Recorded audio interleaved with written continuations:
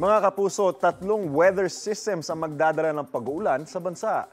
Ayon sa Pag-asa, apektado ng hanging amihan ang Northern at Central Luzon. Easterlies naman sa ilang panig ng Southern Luzon, Visayas at Mindanao, habang shearline naman po ang nakakaapekto sa Southern Luzon. At ito po yung pagsasalubong ng malamig na amihan at ng mainit na easterlies. Ang mga kaulupan ng tatlong weather systems na yan, karaniwang magpapaulan ng panandalian.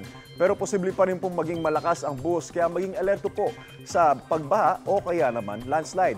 Sa kabila ng tsansa ng ulan, asahan pa rin po ang mainit at maninsang panahon sa ilang panig ng ating bansa.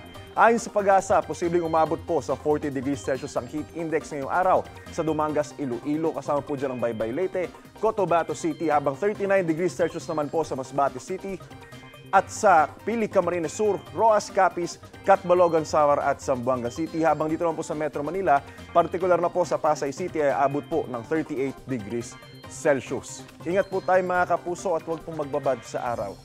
Ako po si Anjo Pertiera. Know the weather before you go para mag-safe lagi, mga kapuso. Kapuso, para laging una ka sa mga balita, bisitahin at mag-subscribe sa GMA Integrated News sa YouTube. Sa mga kapuso abroad, samahan nyo kami sa GMA Pinoy TV at sa www.gmanews.tv.